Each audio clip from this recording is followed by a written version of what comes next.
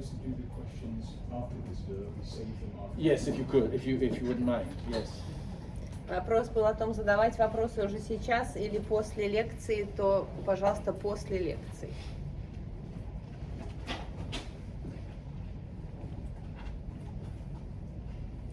Most of you are familiar with the public prayer of the church. Большинству из вас известна молитва в церкви, это общая молитва. It takes place in there, in a special space that we care for and put a lot of effort into maintaining. And Orthodox worship is itself a very finely tuned theological expression of our faith. Мы все знаем общую церковную молитву, она происходит там, в специальном месте, которое мы с любовью украшаем и поддерживаем в таком состоянии. И богословски тоже это как-то обосновано, но только я не поняла, как. Father, what is theologically what? The liturgy. Oh yeah, and what is it about liturgy? Fairly theologically finely tuned, I think I said. И эта молитва выражена в литургии. The problem here is she has to listen to me more carefully than I have to listen to me. Проблема в том, что она должна более внимательно слушать меня, чем я сам слушаю себя. So everything we do in the church is according to a very finely cultivated tradition. То, что мы делаем в церкви, это такая традиция, которую мы поддерживаем с любовью уже много веков. In the church, our eyes are open. Когда мы находимся в церкви, наши глаза открыты, Our ears are open. уши открыты. We pay attention to what's going on. Мы с вниманием относимся к тому, что происходит. There is the movement of the ministers and the altar servants.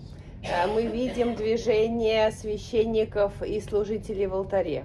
The icons that we are there specifically for you to look at. В церкви висят иконы, которые специально там находятся, чтобы смотреть на них. There's the music and there is the incense. Мы слышим пение, мы вдыхаем ароматы благовоний.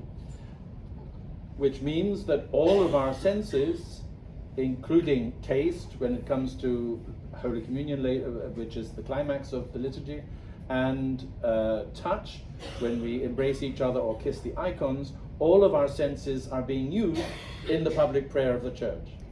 То есть мы используем во время службы, во время общей молитвы все наши чувства, включая чувство вкуса, когда нам преподается святое причастие, осязание, когда мы обнимаем друг друга. То есть все наши органы чувств вовлечены в эту службу.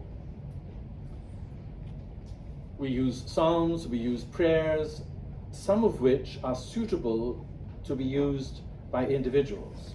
Мы используем песнопения, мы используем молитвы, и некоторые из этих молитв можно использовать также в личной молитве. And we put those things together in a book, either Chabeda book or Molitvoslov, and we use those books at home. Эти молитвы также записаны в книге, у нас есть молитвослов, по которым можно молиться дома. But what we're doing there is to take the public prayer of the church home with us. Но если мы это делаем, то получается, что мы берем общую молитву из церкви, и мы переносим ее к себе домой. What we're doing here this morning is not that. А то, что мы сегодня утром с вами делали, это не то. What we're doing this morning is motivated by the words of Jesus. То, что мы сегодня делали, это мотивировано, вызвано словами Иисуса. When he says to his disciples, go into your room, lock the door, and sit in silence and speak to your Father in secret. Это те слова Иисуса, которые обращены к нам, когда Он говорит: «Войди в свой дом, затвори дверь и в тишине обращайся к своему Отцу». And that is precisely what we're doing here today. И это именно то, что мы делаем сегодня здесь.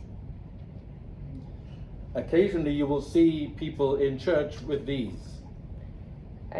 часто в церкви мы видим людей, которые держат в руках четки. Which is in a sense taking what we have here into the church. А это, если мы это наблюдаем, то это означает, что они вот эту личную молитву, которую мы занимаемся сегодня здесь, берут с собой в церковь, в пространство общей молитвы. But this does not belong in the church. Но это не нужно на самом деле, это в церкви не нужно. In the church, public prayer, eyes open, attention. В церкви общая молитва, откройте глаза, внимание к тому, что происходит. At home, deep silence, introspection, eyes closed. А дома взгляд внутрь, интроспекция, глаза закрыты. I have a feeling that when we see the use of the chotki, this thing, in church, it's very often because a language is being used that people don't understand. Часто, что мы наблюдаем, это когда, если люди используют четки в церкви, это значит, что молитва общая происходит на том языке, который они не понимают. And that is a very dangerous place to be, because the mind says, oh, I've no idea what's going on, let me think about, and then it thinks about whatever it wants to think about. И тоже это опасно, когда ты не понимаешь, что твое сознание начинает думать о разном другом, и оно говорит... Sorry. В общем, оно нас уводит в какие-то места, на которые мы не имеем влияния. There is a spider before.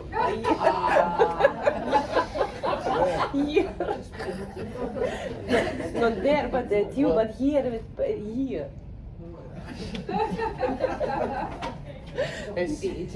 But okay, it's okay.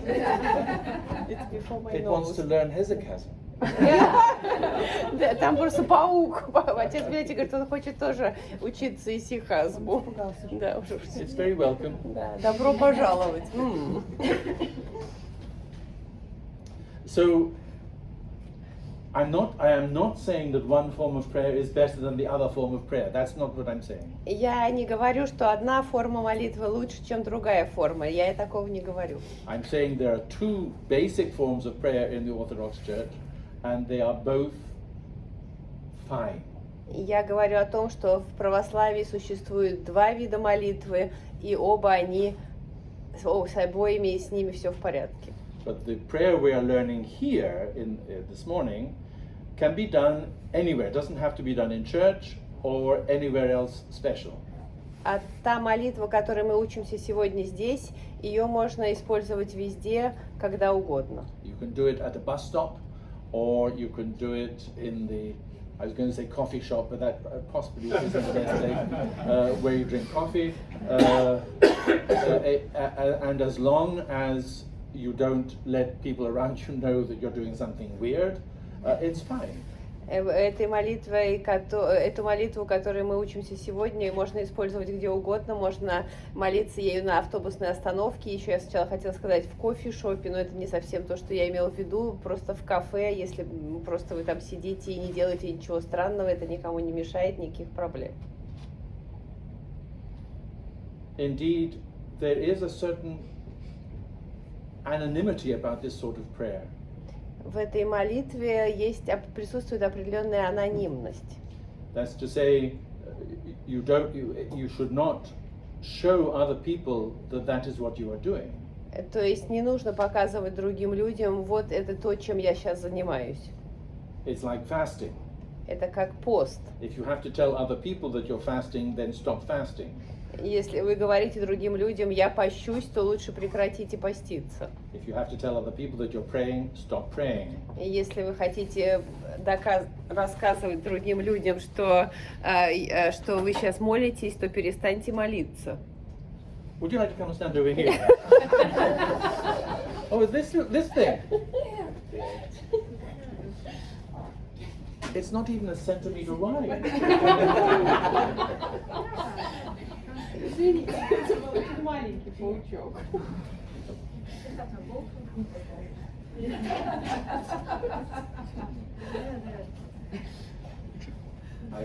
We've been gate crashed by a spider. Нарушитель вечеринки паук. Yes. Sorry. So, this is an anonymous form of prayer because it's in a sense it is a secret form of prayer. You're talking to your Father in secret. Это анонимная форма молитвы, это секретная молитва, потому что вы молитесь своему Отцу в тайне. Those of you who use the Gebeden book, the Молитва слов, at home, that's fine. I'm not saying you shouldn't do that, but you might consider also having a period of this sort of prayer as well. Те из вас, которые молятся по молитвослову дома, я не говорю, что вы это прекратили, вы можете спокойно продолжать, но, пожалуйста, подумайте о том, что, может быть, также внести в свою домашнюю молитву и вот эту тайную молитву. Of course, the words of Jesus were interpreted by many generations between his life and ours. Слова Иисуса множество раз интерпретировались в этот период между тем, когда Он жил, и нашим днем. And the sort of prayer that we're learning about this morning probably started amongst monks and nuns towards the end of the 4th century. И такая форма молитвы, о которой мы говорим сегодня, ее начали практиковать монахи и монахини примерно в IV веке. And gradually the teachings of monastic experts, if you want, about prayer were written down. И потом были записаны эти молитвенные практики. And in general, we can see that these writings have been collected together at different times. И потом были все эти записи собраны в различные сборники в различные времена. And the book which contains these teachings is, there are various ways of spelling it, but is known as the Philokalia in И Greek. книга или сборник книг, в которой записаны эти практики, называется по-гречески «Филокалия» или «Добротолюбие» по-русски. Dobrotolubia being simply a translation of the Greek words. Добротолюбие – это перевод греческого слова. There are, as far as I know, at least 4, perhaps 5 different versions of the Philokalia. Насколько я знаю, существует 4 различных в разных составах книги Филокалия, а может быть их 5. The original one is in Greek. Оригинал написан на греческом. Also, some of the texts in the Philokalia were first written down in Syriac. Но некоторые тексты в самом первом списке Филокалии были на сирийском языке. The use of Syriac always takes us to the very earliest periods of the church's life. И когда используется древнесирийский язык, то это говорит о том, что речь идет об очень ранних текстах. Jesus and his disciples spoke a language called Aramaic. Иисус Христос и его ученики говорили на арамейском. And Aramaic gradually transformed itself into Syriac. И этот арамейский язык постепенно трансформировался в этот сирийский. And in some respects, you can say that Syriac is then transformed somewhat into Arabic. И можно говорить о том, что этот сирийский каким-то образом трансформировался постепенно в арабский. Greek was used also in the early church. The entire New Testament is written in Greek. Греческий язык также использовался в церкви, весь Новый Завет записан на греческом. Not because it was a particularly holy language, Не потому, что это был какой-то святой язык, but because it was the so-called lingua franca of the age. а потому что это был общий язык того времени. The lingua franca of today's age, at least in Western Europe, is English. И такой общий язык называется по латыни lingua franca, и в наше время lingua franca это английский, And not Frankish, а не французский. which is sort of weird. Что немножко странно. So the lingua franca simply means the language which most people speak as a second language. А lingua franca это такой язык, на котором большинство людей говорят как на втором языке. After their own language. А первый язык это наш родной язык. So just as a Hungarian and a French person today communicating with each other are likely to speak English, so a Jewish person from Palestine and say a Spanish person from Spain would have spoken Greek in those days. Так же, как в наше время француз и венгер говорят друг с другом по-английски, чтобы понимать друг друга, также во времена Христа иудеи и, скажем, например, испанец говорили друг с другом, чтобы понимать друг друга на греческом. So there's the Greek version of the Philokalia. There is also a Slavonic version. Slavonic is that language we most often use in the church. Поэтому на греческом были собраны эти книги в сборник под названием «Филокалия», а на церковнославянском есть тоже книга и церковнославянский язык. Это язык, который мы используем в церкви в основном. There is also a Russian version of the Philokalia, which is a bit different. Также есть и русская версия на русском языке этого добротолюбия.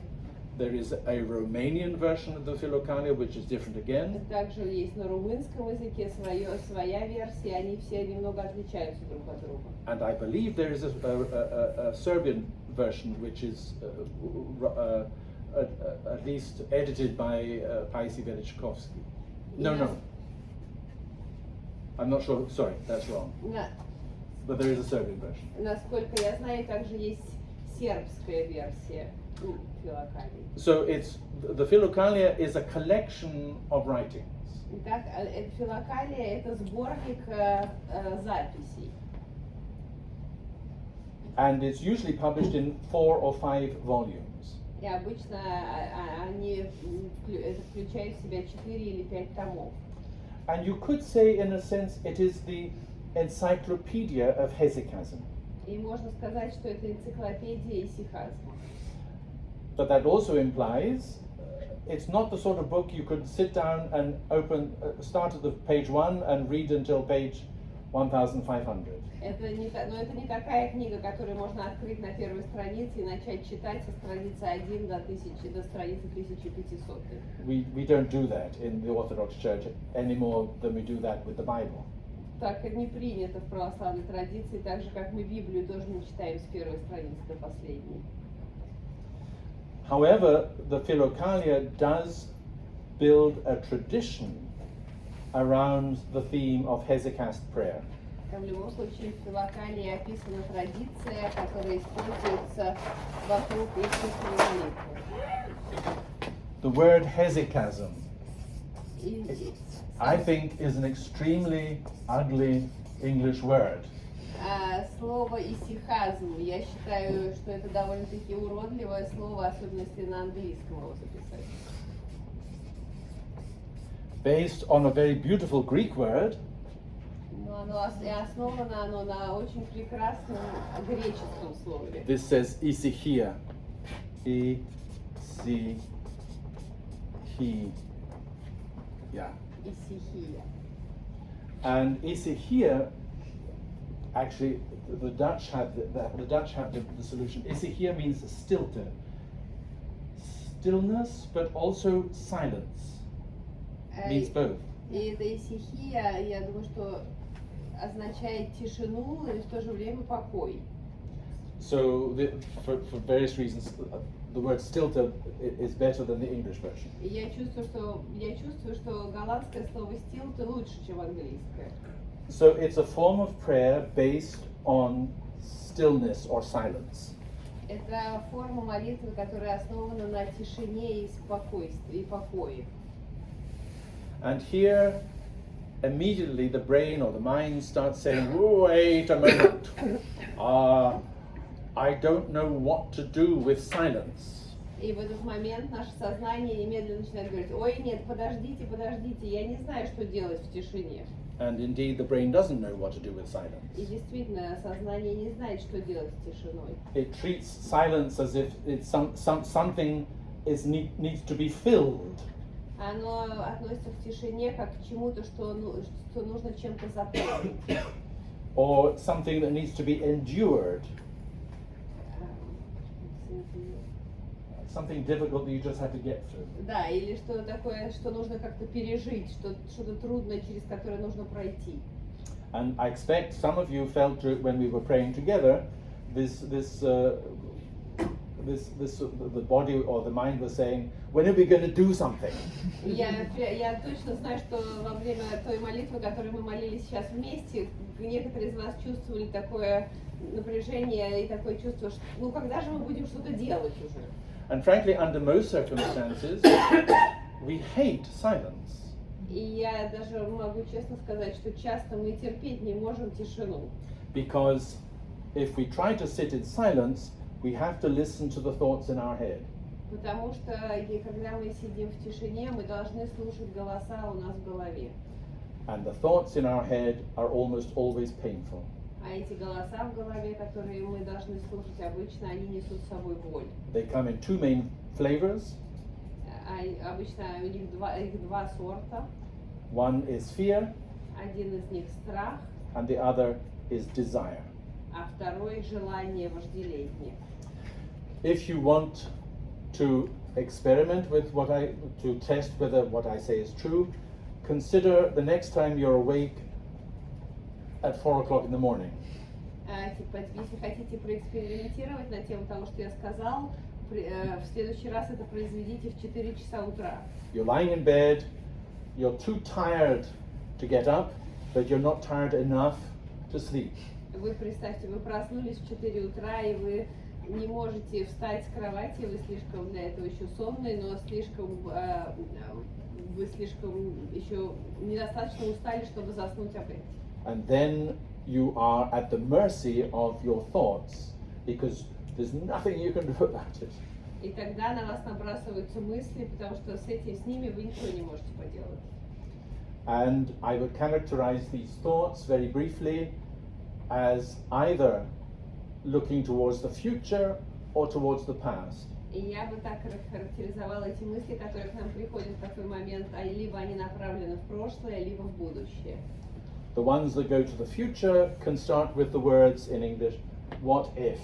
Которые направлены в будущее, я бы назвал, что они начинаются с такой фразы «а что если?». So you're lying there in bed, you're comfortable enough, you're warm-ish, but the thoughts start coming. Так, представьте, вы лежите в кровати под одеялом, вообще-то вам тепло и, наверное, удобно, и вот начинаются мысли. What if I didn't lock the front door? А что, если я не закрыл дверь входную?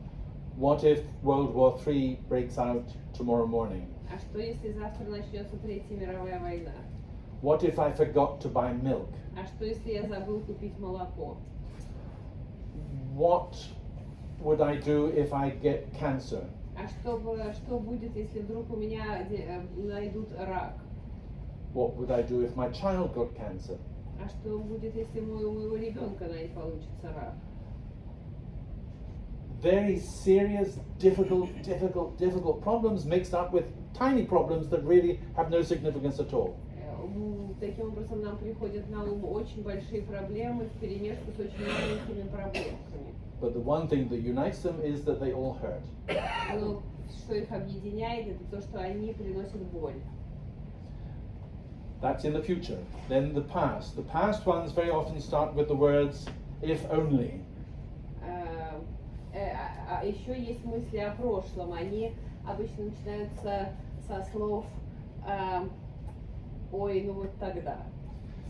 My favorite example for those is something that happened not that long ago when I found myself in the middle of an argument with my brother-in-law. Недавно со мной такое случилось, что я вдруг поймал себя на том, что я спорю с мужем моей сестры. This happened a little while ago, but I was reliving an argument I had with him 30 years ago. Это произошло со мной не так давно, но я в этот момент переживал спор с ним, который происходил 30 лет тому назад. And he's been dead for 5. А он говорит, при том, что он уже умер 5 лет тому как. If only I had said that. If only I could have remembered to tell him that, I would have won that argument. Я думал так, ой, если бы только я сказал то-то ему, если бы я только сказал то-то, то тогда я бы точно выиграл этот спор. But it's also like, if only I'd spent more time studying, or if only I'd learned my times table, or if only I learned French, or whatever. If only also hurts. И те мысли тоже такие бывают, что ой, вот если бы я учился лучше, или я больше бы времени посвятил изучению французского, все что угодно, но все эти мысли приносят боль. And this leads me to the second and final Greek word that you're going to learn today. А теперь я вам расскажу последнее греческое слово, которому я вас хочу научить сегодня. And it's probably going to be written on my gravestone. И, возможно, оно будет написано на моем могильном камне. And in Greek it looks like that. In English it would be logismi. А по-гречески это выглядит так, по-английски пишется логизми, а мы называем это по-русски, по-моему, помыслы. And this logismi are simply all of these thoughts put together. И вот эти все помыслы, логизми, это все эти мысли вместе. These are not thoughts you're using to solve a problem. Это не те мысли, которые мы используем, чтобы решать проблемы. Although sometimes your brain will say that's exactly what they're trying to do, but they're not. Но при том, что ваш мозг скажет вам, что нет, они как раз и предназначены, чтобы решать проблемы, но это не так. The mind does tell lies. Потому что наше сознание лжет нам иногда. They simply arise from the fathers say, when I say fathers I also mean mothers, of course. The fathers and mothers say they arise from our brokenness. И святые отцы, конечно, тоже и матери, но мы говорим святые отцы, говорят нам, что эти мысли, помыслы появляются от того, что мы сломаны. And they can be vicious, or they can be childish, or they can be ridiculous, or they can be very serious indeed, but they all hurt. И все эти мысли бывают злые помыслы, или бывают детские, или какие угодно, но их отличает то, что они приносят боль. And I would maintain that this is why when we get into a car, the first thing we do is to turn on the radio. И я думаю, что именно поэтому, как только мы садимся в машину, в первую очередь мы включаем музыку. Or turn on the television when we go home. А когда мы приходим домой, сразу включаем телевизор. Frankly, we hate silence because silence means having to listen to the logismi. Поэтому мы так ненавидим тишину, потому что в тишине мы думаем, мы должны слушать вот эти помыслы или логизми. Hesychasm, the prayer of the heart, is, as far as I know, the only solution to the problem posed by the logismi. И сихазм, или сердечная молитва, это единственное средство, которое я знаю, которое может побороть эти логизми. I'm a trained psychologist, and I would say, hand on heart, psychology has nothing to offer in this area. И я получила высшее образование в психологии, и я могу, положа руку на сердце, сказать, психология не может разрешить эту проблему. This is a spiritual problem, and it has a spiritual solution. Это духовная проблема, и ей нужно духовное решение. So when you have, as so many people confess from time to time, I'm not looking at anybody at all at the moment, when people confess, I had a thought that I should kill my grandmother. Когда люди говорят на исповеди, и я не смотрю ни на кого, а вообще говорю, когда люди говорят на исповеди, у меня была мысль, что я должен убить свою бабушку. And I say to that person, oh, don't worry, that's just a logismos. И я ему всем говорю тогда, пожалуйста, не беспокойтесь, это как раз помысел такой. A singular logismi. Logismos is one, two is logismi. Логизмос по-гречески это единственное число логизми множественное. And you are not responsible for logismi. You cannot become responsible for logismi. И вы не отвечаете за эти логизми, вы не можете взять на себя ответственность за эти логизми. The only thing you can do with logismi is learn to ignore them. Единственное, что можно делать с логизми, это научиться их игнорировать. And that will be the content of the rest of my talk this morning. И потом я об этом вам расскажу подробнее в своей дальнейшей беседе сегодня.